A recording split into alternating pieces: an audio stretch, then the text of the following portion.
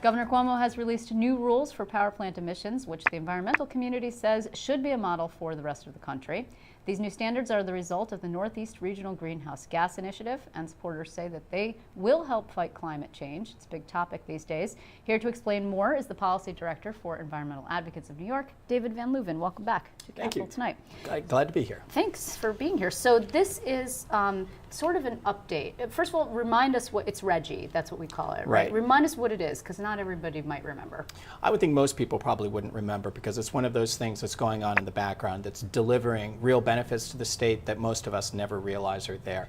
The Regional Greenhouse Gas Initiative is a consortium of 9 northeastern states that have gotten together and have said, we're going to make large power plants that are spewing tremendous amounts of climate change causing carbon dioxide into the atmosphere. We're going to make them pay to pollute. And then we're going to take the money that we earn from those payments and we're going to put them into energy efficiency and renewable energy programs to further bring down the amount of climate pollution that's going into the air, and thereby help protect us from the devastating consequences of storms and droughts and heat waves like we're experiencing right now. So when was that signed again? When did they all agree? They all agreed back around 2005. The first auction took place in 2008. And initially when they set up the Regional Greenhouse Gas Initiative, they projected that there would be a certain level of carbon emissions, and what they guessed was much higher than what's actually going on. So what is happening now is they're revising the rules to bring the limit down to what we're emitting so that we can actually start driving the level down. Okay, so that sounds actually like a positive occurrence that they overestimated. I mean, we talk so much about how bad everything is. When we talk to environmentalists like Bill McKibben, for example, and he talks about the dire situation that we're facing. To say that there were scientists who actually at some point overestimated the bad situation that we have, right, it seems positive. It's positive that we're not emitting as much as was projected, and 2 things happened that brought those levels down. 1, the economy tanked, right, and 2, RGGI really started working, and we started decreasing our emissions. There have been measures put into place to increase the fuel efficiency of our cars. The less gas we're burning, the less climate-causing pollution we're putting into the atmosphere. So, we're making progress as a society. The challenge, though, is that we're doing it very, very slowly. Beyond that, the challenge is that there are still people out there that are denying climate change. And that's why I was so pleased during the State of the State when Governor Cuomo came out and said climate change is real. Right. I was very pleased last month when President Obama came out and said climate change is real.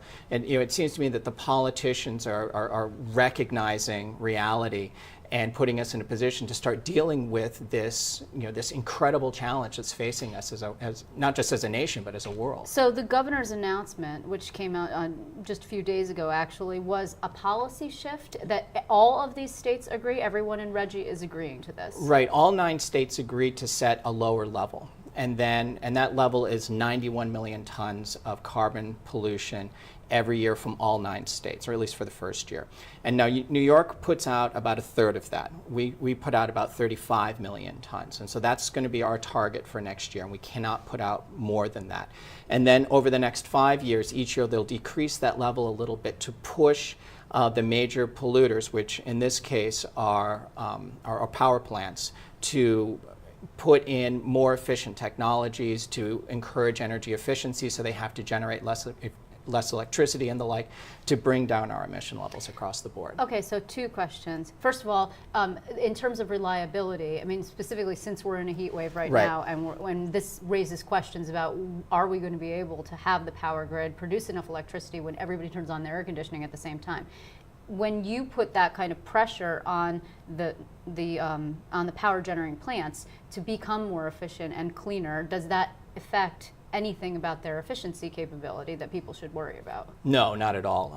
Our power grid is structured such that if it gets overwhelmed, I think that the projection in Albany in a couple of days is that it's going to hit 99 degrees during the day. It's going to be hot. People are going to be running their air conditioners. They have a lot of structures for bringing in electricity from other places and for kicking in short-term generation. There are power plants that sit idle most of the time, and they only turn them on for a short period of time and run those to meet the demand. So this is something that doesn't affect the electrical grid or our access to electricity at all. There's also, you would have the governor saying, well, this should be a model for the rest of the country. Environmentalists say this should be a model. The governor has been talking a lot about climate change is real, particularly in the wake of Sandy, Irene, and Lee, et cetera. There's a limitation to the capabilities of RGGI. You only have a small amount of states that are vis-a-vis the rest of the nation that are participating, and the problem is that the air moves around. Pollution isn't contained in the states, or clean air isn't contained in the states that are participating. Is that correct? Yes, that's absolutely correct. And so yes, we need all states to be engaged in something along the lines of the Regional Greenhouse Gas Initiative that we have in the Northeast. California is moving in that direction.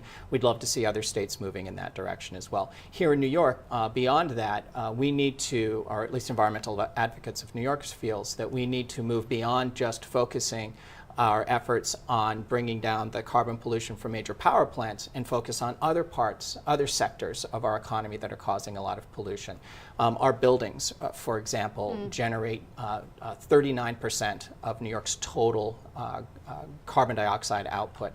Though the way to deal with that is through energy efficiency programs, and that's where most of the RGGI dollars are going. So there's a program, for example, out in Buffalo, where an organization called Push Green goes out to lower income communities, talks to residents, gets people in to do energy efficiency assessments of their homes, helps them work reduced finance rates to get contractors in to insulate their homes better, which the beauty of that is it creates jobs for the contractors, and it reduces people's energy bills, and it reduces our climate emission. We also need to be dealing with transportation. We need to be dealing with big other industrial sources and the like as well. And then there's the fracking question that's hanging out there, but let's not focus too much on that one. Since we've talked so much about it, we're still waiting for a decision from the DEC, from the Cuomo administration writ large.